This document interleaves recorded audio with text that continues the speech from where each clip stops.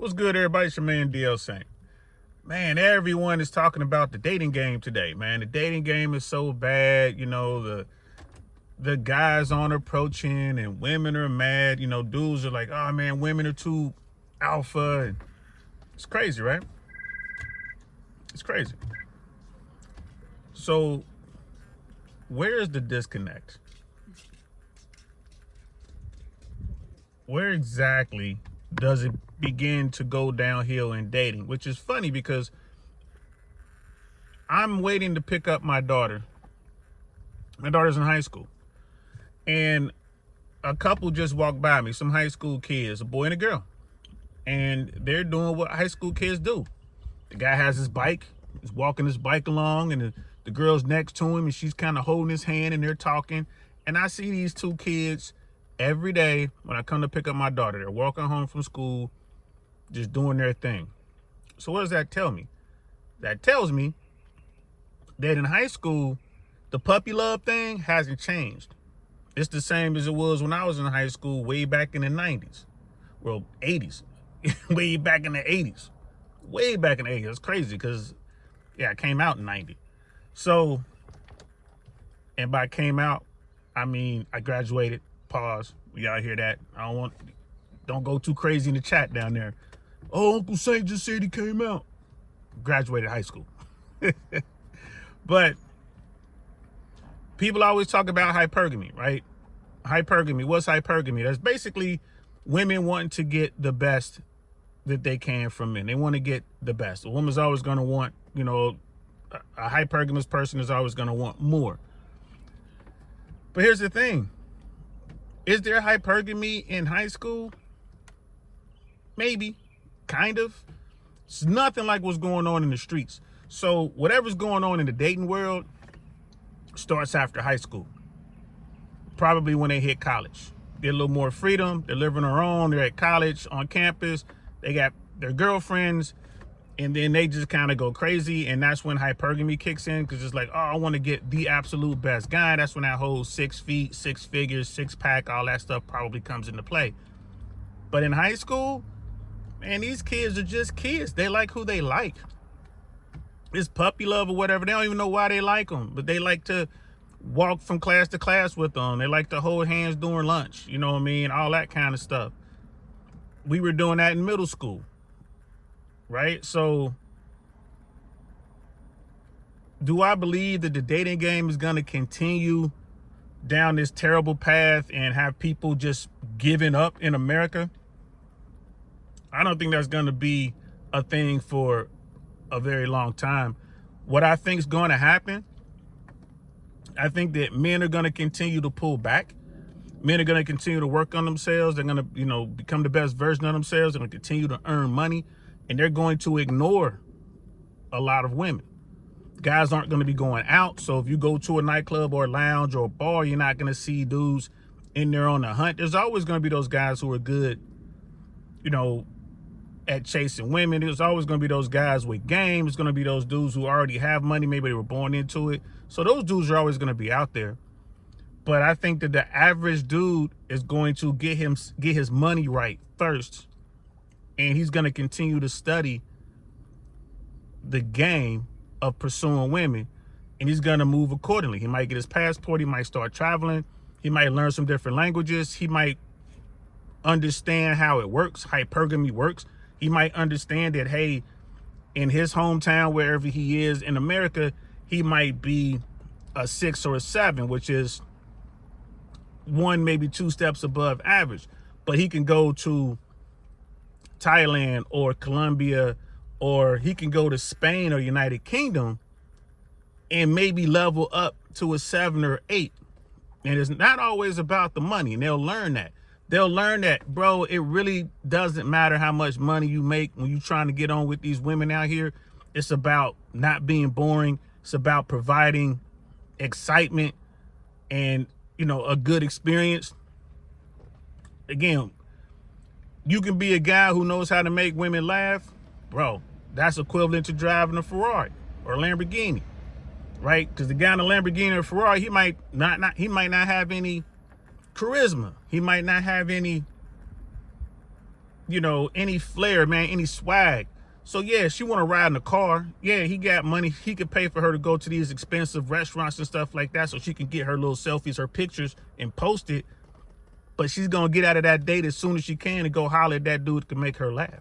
So guys are figuring this out. And I think once that happens, that American women are going to calm down with the madness. They're going to stop with the crazy posts. They're going to stop putting their sexual history out there. They're going to, they're going to slow down with the type of attention they're trying to get because they're going to figure it out quick. Women are starting to figure it out now. The men that they want aren't necessarily trying to holler at them for long term. They'll smash, right? They'll hit it and quit it or whatever, pump and dump, whatever term you want to use. But those men won't commit. And these women are starting to figure it out. Like, well, why won't this guy? How come Thomas won't commit? Well, Thomas don't like the fact that you got tattoos running all the way down your neck, down your chest and all that. He doesn't like the people you hang out with. He doesn't like the fact that you were twerking all over your Instagram, all over social media. He doesn't like the fact that your social media is not private, it's wide open, right? He knows that dudes are sliding into your DMs trying to get at you. He knows you're selling sexuality. So he's like, okay, cool. I'll taste it. You know what I mean? You out there giving away the samples. I take a quick little sample. He'll hit it and then move on. Right? So ladies and gentlemen, do I believe that all is lost with the dating world in America? I think the dating game is, trash forever. No. There's plenty of people out here right now, just like that young couple that just went walking by, that are meeting people and having experiences and learning how to have long-term relationships. They're doing their thing and they're going to get their, feelings hurt. They're going to get their heart broken. They're going to go through some BS. Then they're going to bounce back from it and they're going to learn from it. And I think that the invisible men, they know they're invisible men and they're just working on themselves to become better versions of themselves so they can get out here and become more competitive in the sexual marketplace. And they're going to find success. And I think that women, especially the women looking for attention, they're going to learn how to adjust their thirst for attention. Right? They're going to adjust. They're going to stop selling themselves or putting themselves out there sexually. They're going to learn how to be sexy in a different way. Like, ladies, you don't have to show your body and wear see-through clothes to be sexy. That's not sexy at all. That's slutty. You out there walking around in a see-through dress, going to a formal event, that's embarrassing for the guy that brought you. Like, you wearing a 304 outfit. If I'm going to a nice event, some gala or something like that, and I invite a young lady to come with me and I show up and she's wearing a see-through dress, nah, she can't come with me. I'm not saying she can't go. I'll put her name on the list like, hey, you can go, but you can't come with me. You might be able to leave with me at the end of the night where everybody done had their drinks. Yeah, I'm going to go home with the girl in a 304 outfit, smash her, and then going about my business. I ain't trying to do nothing with her. So, ladies, I got to realize that. There's some attention you just don't want. And, y'all, a lot of you ladies are running around talking about there's no shame. I can do what I want. Okay, believe that if you want to. But if you're trying to get yourself a top-tier guy or just get yourself a good guy, he's more than likely he's not going to be okay with that. He's not going to be okay with that. So yeah, that's my take. All is not lost. I think it's good that men are out here learning. I think it's good that we have this technology and guys can, pull up their social media and reach out to other guys and learn these things, right? It's a numbers game. No matter what era we talking, we could be talking the 1950s, 1980s, or today. The guy who talks to more women increases his chances of getting a woman that he wants, right? Today, women are so empowered, and if they take that empowerment too far, they're going to find themselves alone, right? And women are learning fast. Like the wall comes for all of us, right? That once you get a certain age, you're going to smack into the wall. Guys got to deal with the wall too. It just comes for us a little bit later. Right. And, we can soften that blow if we got enough money, if we've done the work. We can kind of soften that blow. Right.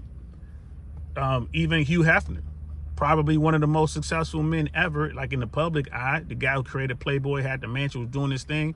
The wall came for him too in the end. With all his money, with all his clout, with all his success, the wall came for him as well. So it just, when he hit the wall, he had 3 or 4 hotties right next to him. So, you know, I mean, did he win? You know, I'll let you guys decide that. But yeah, don't give up. And for all the craziness we see on social media, for every crazy story you see about some dude taking some random girl out for dinner or lunch, and she orders $1,000 worth of food and doesn't want to pay, or she brings her kids, or she brings her whole family and friends and all that, and demands that the guy pay for it. For every video you see like that, man, there's probably 5 or 10 experiences out there that went normal. No one's gonna post that. No one's gonna post, oh, I had a great date with this woman that I met at the mall, or this woman that I met at this art exhibit, or this woman that I met in yoga class. We went out and had a great time, and we are seeing each other, and everything is just fine. No one wants to hear that story. But that goes on, I believe, more than the craziness that we see on YouTube and Snapchat or Instagram or whatever social media platform you're on, TikTok. I think more people are having success initially with dating than people who are not having success. But, you know, when you really get into it and they finally go the distance, and let's say they get married, well, there's no getting around those numbers. You know, half of marriages fail. So that's another conversation for another day. We'll get into that. Appreciate you guys reaching out to me. I really do. Cody is king. I see you out there, bro. Thank you so much, man. I needed that, man. Cody sent me a video, man. Called me all kind of bad names. Not directly, but it was a video. It was brilliant. And thanks for sending me that, bro. It made me laugh. I'm so happy. You thinking about me, bro. Pause. And everyone else, I appreciate y'all. I am coming back. I am going to do lives, guys. I'm just trying to sort out the schedule. I'm going to make it happen. And I want to continue doing the in real life stuff that we're doing. We're out here doing in real life videos, and I want to do that. I want to get that out there. And we're going to figure out a way to do that live. I mean, I know I could just turn the phone on and do a live, like a live stream on Instagram or a live stream on YouTube, but I still want the quality to be nice. I want you to be able to hear. So I'm trying to figure out what audio do I need? What cameras do I want to use? Am I going to bring out the sound effects and all that? Still working on that. We're going to get that together, but I appreciate y'all rocking out with me. Just so y'all know, like with this YouTube stuff, I'm doing it just because it's fun. I like it. It's cool. It's cool to get your voice out there. You know, it's one voice among billions. But the money, like people are like, yeah, YouTube, all that money, YouTube. Bro, that money ain't there no more. It ain't the same as when it started. YouTube is, you know, censoring like crazy. They're not paying like they used to. Even the big time content creators, they're using other ways to make the income, be it Patreon or the YouTube memberships. You know, it's other ways to get paid. And again, I'm just in this for fun. I like making the connections, and we're going to continue to do it. It's just I had to slow the pace down just a little bit. But we're going to get back to our regular form here soon, real soon, hopefully within the next couple weeks. Definitely by June. My daughter's last day of school is the 30th of May. So once June rolls around, I'll have more time on my hands. She'll be with her mom. That's how it works, the co-parenting thing. And I want to talk about co-parenting. I want to talk about maneuvering in today's economy with what is going on with everything right now. I also want to talk about dating and talk about, you know, how to help men. It's a bunch of stuff out there we want to talk about. Definitely going to continue to talk about politics.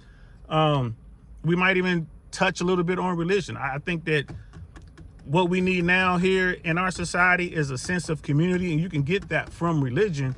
To me, it doesn't matter which one you pick, but that sense of community is needed. If I don't care if you're Jewish or if you're Christian or if you're Muslim or if you're whatever, Buddhist, just that sense of community, I think that's what's needed. And with this hard times that are coming financially, I think it's going to force people to get to know their neighbors and to help one another. I think even though it's bad what's happening right now with our economy here in America, it's going to force people to look for solutions to child care situations, to transportation situations. You know, it's going to a secondhand market with like clothing and stuff like that. People just don't have the money. So instead of just throwing stuff away. It's like, okay, how about take it to the secondhand place, or ask your neighbors. Like if you have a kid who is 6 and they have a kid who's like 3 or 4, hey, we got these clothes. Would you like to have these clothes? Our kid's too big for them. Would you like them? That sort of thing. So I'm hopeful. But as far as dating, I ain't worried about it. Every time I go out, I can see women are sitting around just eagerly waiting for someone to come approach them and talk to them. I sit back. I purposely don't approach them. I think it's hilarious. I like to see how women place themselves in my orbit and the things that they do to get your attention. I think it's funny.